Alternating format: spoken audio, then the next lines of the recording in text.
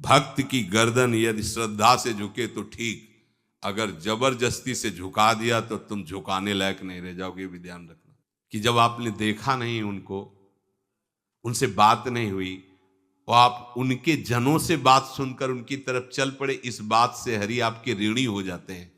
भगवान इसी बात से ऋणी हो जाते हैं। बस ये बात आप हृदय में बैठा लीजिए। जैसे लोग प्रश्न करते हैं ना कि हमने भगवान को देखा नहीं, भगवान क्यों, हम कैसे, किसी की बात तो मान लो ना।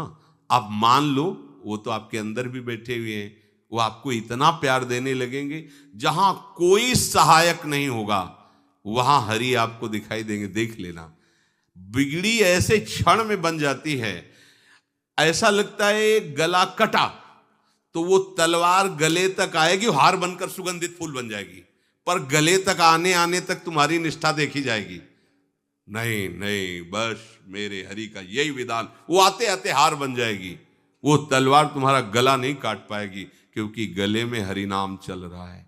मान लो हमारी महालक्ष्मी चरण चापती रहती, क्या चाहिए तुम्हें, क्या चाहिए, आप सच्ची मानिए। क्या मतलब, कितनी मलिनता छा गई है। हम इसको मार देंगे तो 2 लाख रुपए मिल जाएंगे, ये कर देंगे तो, अरे भैया अगर तू हरि नाम जपेगा तो इसकी कीमत नहीं है, कीमत नहीं, अमूल्य वस्तु है। इसके ब्याज में तू कुबेर बन सकता है, मूल तो कभी खत्म होता ही नहीं है, ब्याज में तू ब्रह्मा बन सकता है। बनना तो चाहे, भक्तजन तो कहते हैं नहीं चाहिए मुझे ब्रह्मा का पद, परमेष्ठी पद, नहीं चाहिए सम्राट पद, नहीं चाहिए योग की सिद्धियां, मुझे प्रभु आपकी दास्ता चाहिए। ये बात कितना महासुख होगा उस भक्त को जो इन बातों को कह रहा है, नहीं चाहिए मुझे मोक्ष सुख नहीं चाहिए। वो ऐसे थोड़ी कह रहा है, श्रद्धा से नहीं कह रहा, अनुभूति से कह रहा है, मुझे नहीं चाहिए ये सब, इनमें वो सुख नहीं है जो आपके चरणों के समीप रहने में सुख है। नहीं सत्संग भजन नहीं हरि को, श्रवण न राम कथा अनुरागी, सुत बित दार भवन ममता निसि सोवत अति न कबहु मति जागी। अरे तेरी बुद्धि सो रही है, जगा दे। पुत्र में, रुपया में, स्त्री में, मकान में, इसमें सबकी ममता होती है, सबकी, जितने सृष्टि में पैदा हुए हैं। केवल सत्संगी की नहीं होती। जो असली सत्संगी है उसकी ममता प्रभु के चरणों में होती है, क्योंकि वो जानता है सब रूपों में प्रभु ही है, ये सब पसारा प्रभु का ही है, इसलिए ममता उसकी प्रभु के चरण। एक अहमता ममता ये जग में है दुख जाई, ये जब श्री जी की ओर लगे तो होत परम। जाग जा, बिना जागे दुख दूर नहीं हो सकता। जैसे स्वप्न में हम देख रहे हैं कि समुद्र में डूब रहे हैं, अब जागृत में आसपास सैकड़ों नाव लगा दें तो बच जाएगा क्या वो, क्योंकि वो तो सो रहा है और वो स्वप्न में देख रहा है। अब हम नाना प्रकार के तैराकों को बाहर तैनात रखें तो उसको कोई सुख मिलेगा क्या, क्योंकि वो स्वप्न में। उसको अगर सुखी करना है तो एक ही उपाय, जगा दे। जगा दो तो ना समुद्र रह गया ना डूबना रह गया। ऐसे ही संसार में मोह से ऐसे ग्रसित जीव हैं, भाई इतना ही सुखचार है, और उसी स्वप्न में वो दुख से निवृत्त होना चाहते हैं। अब हम बाहर से उनकी कामनाओं की पूर्ति करने वाली बात करें तो क्या वो सुखी हो जाएंगे क्या? इसीलिए कोई साधु जो भगवत मार्ग का पथिक है वो कभी सपोर्ट नहीं करेगा जाओ ऐसा, वो जाओ ऐसा ही है जैसे उस स्वप्न में समुद्र में डूब रहा है, बाहर से हम जल जहाज नाव तैराक सब लगा रहे हैं, लेकिन वो नहीं सुखी होगा, क्योंकि उसके सुख का कारण तब बनेगा जब स्वप्न हटे। स्वप्न तब हटेगा जब वो जागे। जो सपने सिर काटे कोई, बिन जागे दुख दूर न होई, तो उसको जगा दो। साधुजन क्या करते हैं? जगा देते हैं उसको। जागो, कहां मोह निशा सब सो निहारा, देखे स्वपन अनेक प्रकारा, यही जग जामिन जागे जोगी। योग भगवान से जो तुमने वियोग कर रखा है, तुम जगो। जे ही जगोगे तो जे ही जाने जग जाए हेराई, जागे जथा स्वपन भ्रम जाई। कोई नहीं यहां, एक कल श्लोक, मत्तः परतरम नान्यत् किंचित् अस्ति धनंजय, मेरे सिवा कोई नहीं। ये कब पता चलेगा? जागने पर। तो हमें ये बहुत कुछ दिखाई दे रहा है, स्वप्न है। उमा कहूं मैं अनुभव अपना, सत हरि भजन जगत सब सपना। तो बोले तुलसीदास हरि नाम सुधा तजी, सठ हठ पियत विषय विष मांगी। अगर कहीं संतों के पास भी गए तो क्या मांग रहे हैं?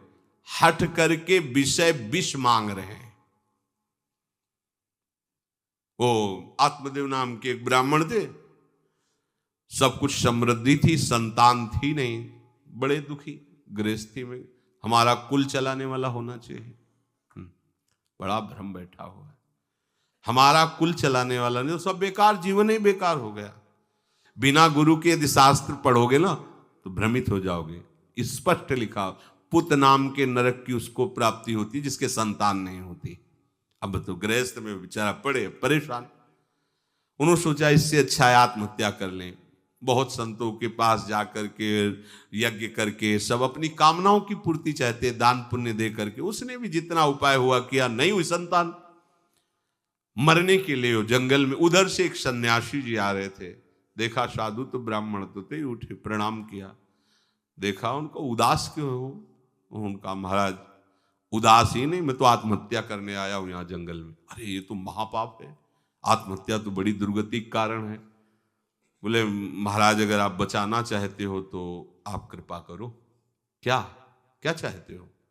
बोले हमारे पास सब कुछ है, बेटा नहीं दोगे तो हमारा जीवन बेकार।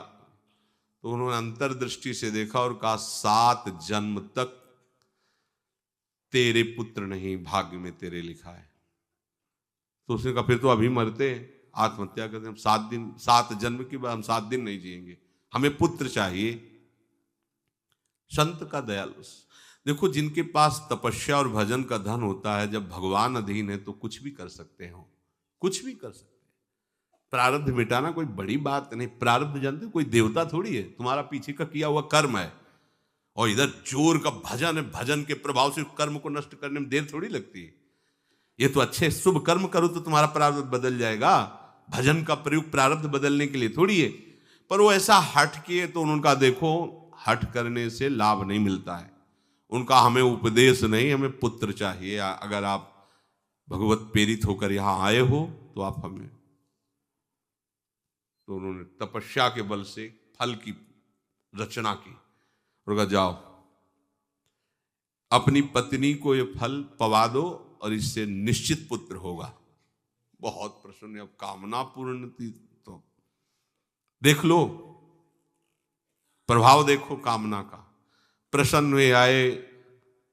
धुंधुली नाम था उनकी पत्नी, नाम भी बहुत बढ़िया था, धुंधुली। वो कहा कि देखो ये फल खा लो, तुम्हारी संतान हो जाएगी। बहुत मीठी बात बोलती थी, मृदुभाषी, कपट हृदय। अलग अलग क्षेत्र होता है, हृदय कपट और मुख में मीठी बात। बहुत संभल के व्यवहार करना चाहिए ऐसे लोगों से। मधुरिया बानी, मीठी, क्या मृदु भाषा। नहीं प्रीतम, आप चिंता मत करो, फल ऐसे थोड़ी खाया जाता है, नहा धो के पवित्र होके फिर। हाँ उनका ये बात, तो आप अपने काम में लगो, हम पा लेंगे ऐसा।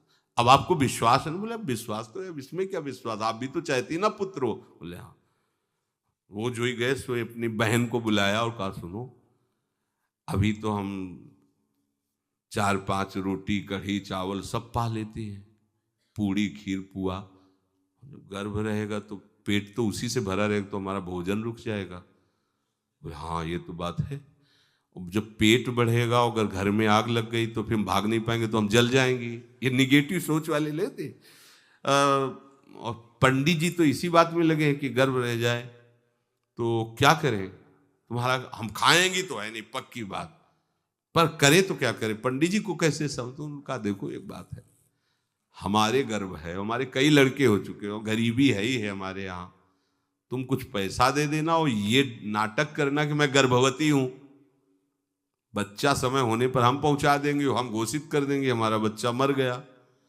तो पंडित जी को तुम नाटक में बताते रहना कि गर्भ है, बच्चा हो जाए। पंडित जी कह देना बच्चा हो गया है, तो बोले दूध पिलाने की समस्या आएगी। तो बोले ये तुम कह देना कि पहला पहला बच्चा है, हमारे वक्षा स्थल में दूध नहीं, हमारी बहन का था तो मर गया बच्चा, तो उनको बुला लेती तो बात बन जाएगी, बढ़िया बात हो गई।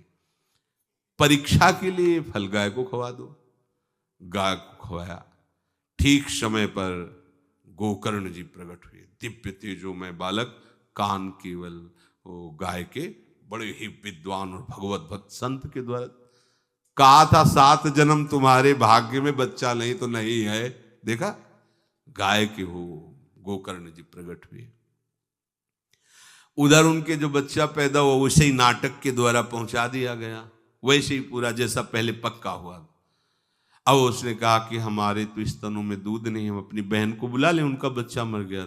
हाँ हाँ, हमारा बच्चा स्वस्थ होना, आप बुला लो, उसको हम धन भी देंगे, वो हमारे बच्चे की सेवा कर।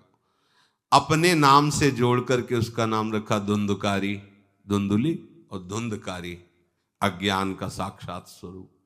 और जैसे ही वो अवस्था बढ़ती गई तो उसके पापाचरण बढ़ना शुरू हुए। बच्चों के साथ खेलता, खेलते हुए बच्चों को उठा लेता और कुएं में डाल देता, मतलब घोर अत्याचार। गोकर्ण जी हर समय भजन साधन शास्त्र स्वाध्याय। जब और बड़ा हुआ तो माता जी को अपने डंडों से रोज पूजन करता, पिताजी को गाली लात थप्पड़।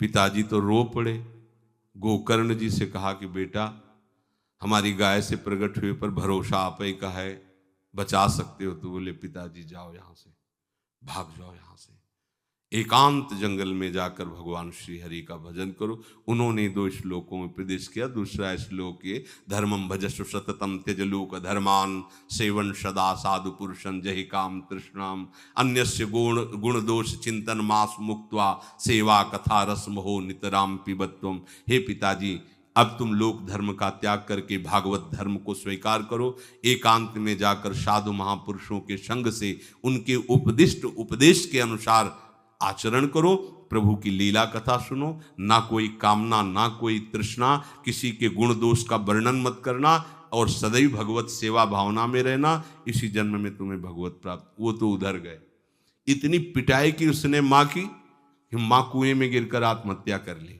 फिर तो मनमानी आचरण, कुछ वैश्याओं को रखा और चोरी करके लाया। वैश्याओं ने सोचा किसी दिन पकड़ा जाएगा ये और हम, तो उसके हाथ पैर बांध दिए, चारपाई में ला के मुख में अंगार डाल, वो मरा भयानक प्रेत। कामना ने क्या किया, सर्वनाश। किसी को हरि विमुख होकर कभी सुख मिल सकता है? आप संतों के पास जाइए, अपनी कामना रखिए। हम ये नहीं कहते कि कामना तुम त्याग पाओगे, कामना रखिए, भगवान के पास जाइए, अपनी कामना रखिए, क्योंकि आप कामना से युक्त हैं। पर छूट इतनी दे दीजिए कि जिसमें हमारा मंगल हो वो करना। जैसे नारद जी भगवान से अपनी कामना रखते हैं कि हमारा ब्याह करवा दीजिए, और बाद में एक छूट दे देते हैं कि जेहि विधि होए नाथ हित मोरा। तो हरि को अच्छा लगेगा, गुरुजनों को अच्छा लगेगा कि इस कामना से इसका कोई जीवन बाधित नहीं होगा, वो पूर्ण भी कर देंगे। और अगर लगा कि इसका पतन हो जाएगा तो आप रोते रोते भी कामना की पूर्ति नहीं करेंगे। उत्तम बात तो ये है कि कामना हरि की प्राप्ति की करो, वो सर्व सुख स्वरूप हैं। किसी का अन्य आश्रय अन्य बल ना लेते हुए अपने श्यामा श्याम के चरणों का आश्रय लेकर निरंतर भजन करो, तो ये अनुभव हो जाएगा कि सुख किसे कहते हैं। अभी तुम्हें परिचय ही नहीं मिला, सुख किसे कहते हैं। सुख सच्चिदानंद है, सुख एक रस है, सुख अविनाशी है। वो सुख सदैव बढ़ता रहता है, घटता कभी नहीं। एक रस होते हुए भी प्रतिक्षण वर्धमानम है, कभी कभी अंत नहीं होता इस सुख का। ऐसे अनंत सुख के लिए हमें मनुष्य जन्म मिला है। प्यारे, इसे मत खोइए, हर समय राधा राधा राधा राधा राधा, और किसी को दुख मत दीजिए। कोई गंदा नशा मत कीजिए, कोई गंदे आचरण मत कीजिए, गंदा भोजन मत कीजिए जिससे अन्य जीवों को कष्ट हो। ऐसा कोई भोजन स्वीकार मत करो। इसी जन्म में आप देख लेना, इसी जन्म में आपको वो वस्तु मिल जाएगी, निहाल हो जाओ। हम किसी पक्षपात की बात नहीं करते।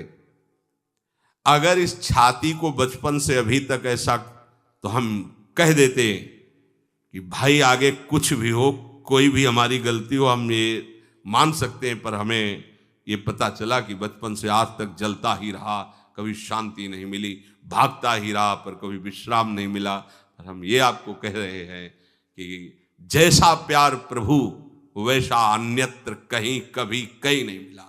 और प्रभु के प्यार का मूर्तिमान स्वरूप हमारी प्यारी जू निहाल कर दिया प्रभु ने, प्यारी जू के चरणों का आश्रय और उनका परिचय देकर। पूछो बस, यहां वाणी मौन हो जाती है, प्यारी जू तो प्यारी जू। और हम ही नहीं, आप सब महाभाग्यशाली है। वृंदावन आए, राधा किशोरी जू के घर में आए और उनकी चर्चा सुन रहे, उनके सिद्धांत सुन रहे, कहीं ना कहीं आपके अंदर उनकी तरफ बढ़ने की इच्छा भी है।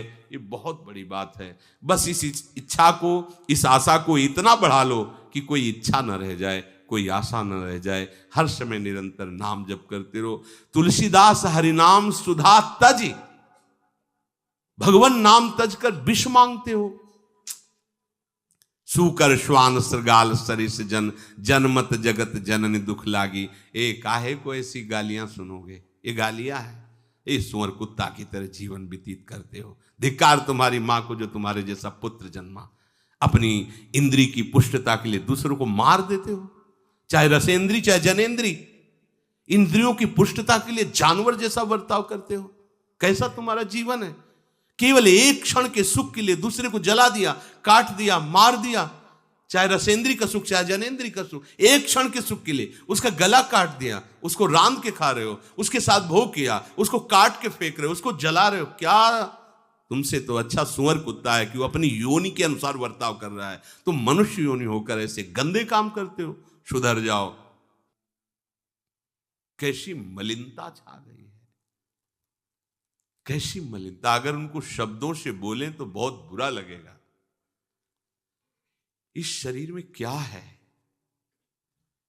अगर यहां से चमड़ी हटा दी जाए तो यहां मलाशय है, मल भरा हुआ है, मूत्राशय है, उनके द्वार हैं। संसार का सबसे बड़ा सुख यही माना जाता है। ये मल मूत्र का भांड शरीर चिकना रहे, स्वस्थ रहे और इसी को भोगने को मिले, बस यही तुम्हारी पूर्णता है। ऐ सुखरास स्वरूप भगवद अंश, तू इस प्रकृति के रचे हुए खेल में कभी तृप्त नहीं हो सकता। विचार करके देखिए, आपका मन कहां आपको फंसा रहा है। मल है तो मल द्वार है, मूत्राश्रय है तो मूत्र द्वार है। शरीर में कौन सी खास बात है। पूरा जीवन इस शरीर का केवल नाना प्रकार से भोग करना। रसेंद्री अपनी तरफ, घ्राणेंद्री, नेत्रेंद्री परेशान है। इसमें खास बात कौन सी है जिसमें तुम्हें तृप्ति लग रही है। कौन सी खास बात। अगर तुम मलमूत्र के द्वारों में खेल रहे हो तो मलमूत्र के कीड़े से बढ़कर तुम्हारी योग्यता नहीं। समझिए, आप समझिए, वो भी जीव है, भगवदंश, जो मलमूत्र का कीड़ा बना हुआ नालियों में डोल रहा है। तुम भी तो उसी नाली में तो डोल रहे हो।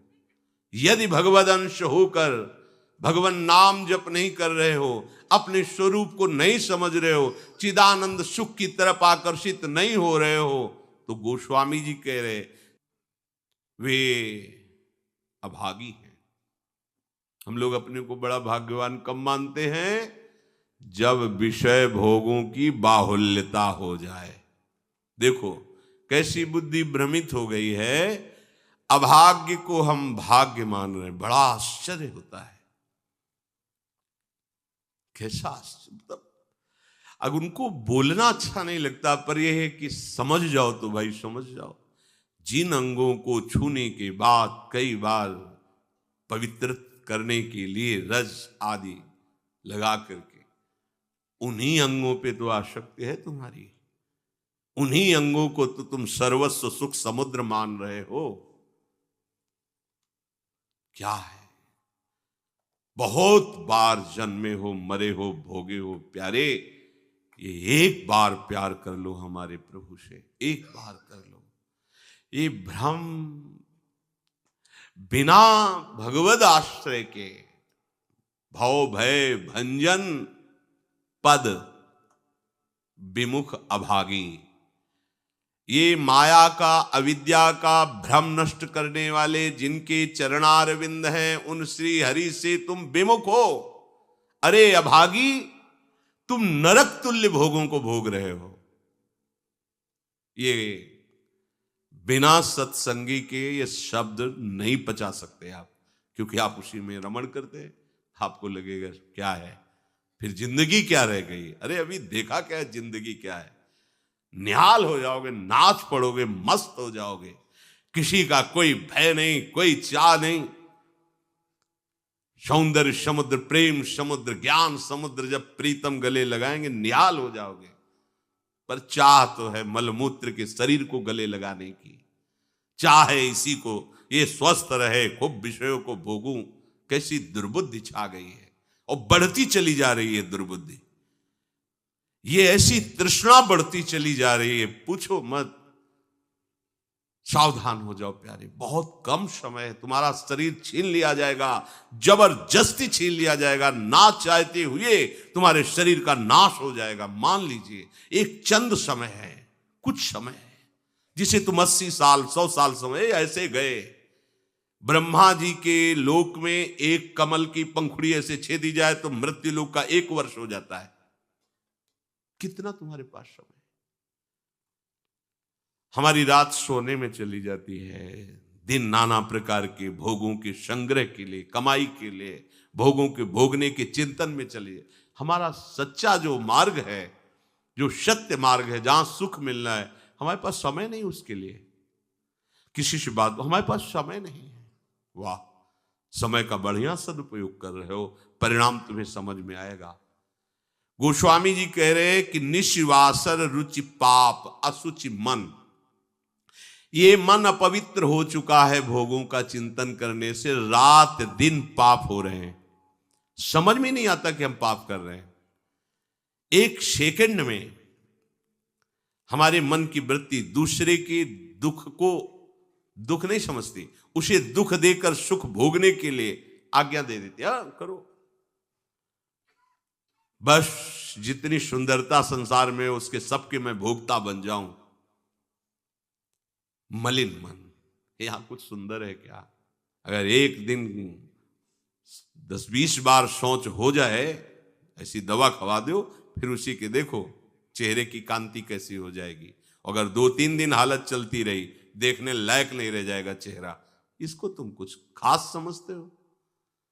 पानी का बुलबुला फूटने में देर नहीं लगती, पर तुम कमा क्या रहे हो? एक कर्म भूमि है, तुम यहां आए हो अच्छे कर्म करने के लिए, प्रभु की प्राप्ति के लिए, महासुख प्राप्ति के लिए। पर कह रहे निशिवासर रुचि पाप, रुचिपूर्वक पाप कर रहे हैं। छल पूर्वक आपने किसी का धन अपहरण कर लिया, किसी की हिंसा कर दी, व्यभिचार कर लिया। आप अपने मित्रों में बैठकर अहंकार पूर्वक बात करते, तुम्हें पता है मैंने इतने रुपए उड़ा दिए, उसको पता भी नहीं चलने दिया। पता है तुमने आज हमने उसके साथ एक गलत किया, कोई कुछ नहीं कर सकता। इतने वीर नहीं हो। वही कर्म तुम्हारा जब फलीभूत होगा, तुम्हें ब्रह्मा भी नहीं बचा पाएंगे, त्राहिमाम बोलने का अवसर भी नहीं रहेगा। देख लेना, देखने लायक नहीं रह जाओगे। सावधान हो जाओ। देखो ये सत्संग है तुम्हें सत्य वस्तु की अनुभूति कराने के लिए। तुम जहां असत में राग किए हो तो चुभेगा, तुम्हें जलन पैदा होगा। हम चाहते हैं कि तुम्हारे हृदय में ये बात लगे और तुम्हारी शूरवीरता जागृत हो, जो भगवद अंश की है, और तुम असत का त्याग करके भगवत मार्ग के पथिक बनो। खलिमति मलिन निगम पथ त्यागी। ये भगवत वाणी, गीता जी, श्रीमद् भागवत जी और भी भगवत प्रेमी महात्माओं के वचन, ये महासुख के लिए हैं। तुम इनका त्याग करके मनमानी आचरण कर रहे हो, बहुत समय नष्ट कर रहे हो, आप पछताना पड़ेगा। ऐ खल, अपनी मति को असत आचरणों में मत लगा, अपनी दुष्टता को मत बढ़ा और गर्व करता है कि मुझे कोई भी परास्त। तुम हो क्या? हो क्या तुम? एक सेकंड में दिल की गति रुक जाए, तुम हो क्या? कुछ नहीं हो, कुछ नहीं रोक सकते हो। सावधान हो जाओ, राधा राधा राधा। सावधान होकर चलोगे, महासुख स्वरूप तुम हो, तुम्हें किसी और सुख की जरूरत नहीं है। हमारी दुर्दशा ऐसी क्यों है? नहीं सत्संग, सत्संग केवल भगवत प्राप्ति के लिए होता है। बड़े भाग पाइप सत्संगा, बिनय प्रयास होए भो भंगा। ये मनोरंजन नहीं है, इसीलिए सत्संग मिलना दुर्लभ होता है। अगर भगवद वार्ता किसी को प्रसन्न करने के लिए, उनके मन को घसीट करके अपनी वासनाओं की पूर्ति के लिए किया जाता, उसे सत्संग नहीं कहते। हम ऐसा बोले कि सामने वाला प्रभावित हो और अपनी जेब से पैसा निकाल के हमारे पास रख के हमारे ऊपर श्रद्धा करे, हमारा प्रणाम करे, हमारी यश कीर्ति हो, यह सत्संग नहीं है। हमारी बात मानकर सच्चिदानंद प्रभु में इसका मन लग जाए, संसार के भोगों से इसका मन हट करके अपने स्वरूप में स्थित हो, प्रभु में लगे, उसे सत्संग कहते हैं। भक्ति स्वतंत्र सकल सुख खानी, और बिनु सत्संग न पावई प्राणी। सत्संग का क्या फल है? हरि से प्रेम हो जाना, संसार का राग नष्ट हो जाना।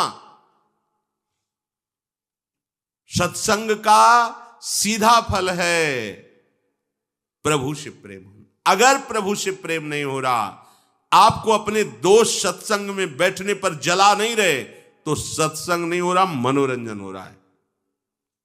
जहां सभा में बैठने से आपके आग लग जाए, इतना गलत मैंने किया, इतना मैं गलत हूं, कब मैं इससे हो, जान जाओ कि सत्संग हो रहा है।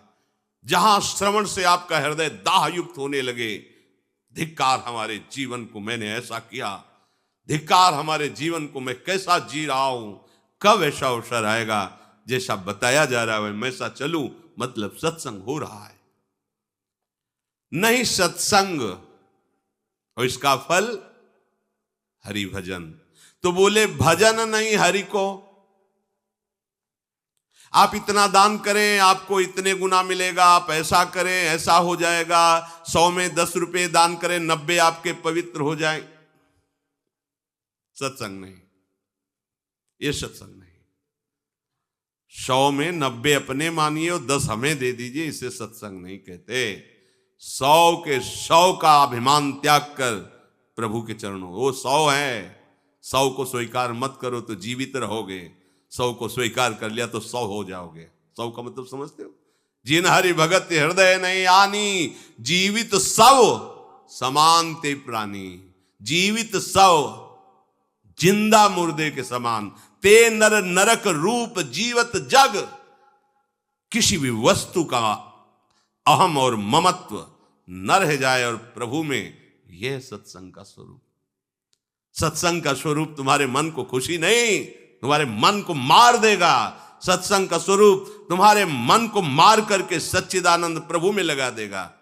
महाभागवतों के वचन, भगवान की वाणी तुम्हें भगवत स्वरूप में स्थित करेगी, प्रपंच का बढ़ावा नहीं। इससे प्रपंच का बढ़ावा होता है। गंदी नाली से हाथ धोगे तो तुम्हारे हाथ पवित्र हो जाएंगे, ये गंदी नाली। अधर्म का आचरण करके तुम सोचो उसमें दान कर दे, कभी पवित्र नहीं होने वाले। भ्रम मत करना, दान शब्द वहां लगता है जो धर्म पूर्वक कमाया हुआ है। 4 रोटी कमाई, 1 रोटी किसी भूखों को दे दो, ये मंगल होगा। पापाचरण करके, हिंसा करके, व्यभिचार करके, छल कपट करके कमाओ और उसके बाद सोचो दान लगेगा ही नहीं। और जो स्वीकार करता है अधर्म का सहायक होता है, वो दोनों को दंड मिलेगा, दोनों को दंड मिलेगा। बहुत सावधान। सत्संग हमारे नाना प्रकार की वासनाओं का नाश करता है, वासनाओं को बढ़ावा नहीं देता। आप ऐसा करो, गृहस्थ हो, दान धर्म से युक्त हो जाओ। हां, देखो ना हरिपाल जी ने चोरी करके भगवान को रिझा लिया, बेमतलब का शब्द। हरिपाल जी ने सर्वस्व समर्पित करके प्राणपण प्रभु की सेवा, साधु सेवा का भाव लेकर के फिर वहां खड़े होते थे कि इसका भी मंगल हो जाएगा, जो भगवत भी अगर रामकृष्ण बोल दिया तो बोले नहीं। नहीं, अपने सुख के लिए नहीं, अपने सर्वस्व का न्यौछावर करके कोई ऐसा दिखाई दिया जो रामकृष्ण हरि से विमुख है, उसका अर्थ लेकर संत सेवा में लगा दिया। पहले अपना सर्वस्व नाश करो, समर्पित करो, फिर देखो तुम्हारे अंदर स्थिति क्या आती है, फिर उसके अनुसार चलो। देखे, बेईमानी को दान नहीं कहते, बेईमानी को धर्म नहीं कहते, ये भ्रम मत करना। कभी ऐसा दान भी मत करना, नहीं तो दुर्गति से बच नहीं सकते।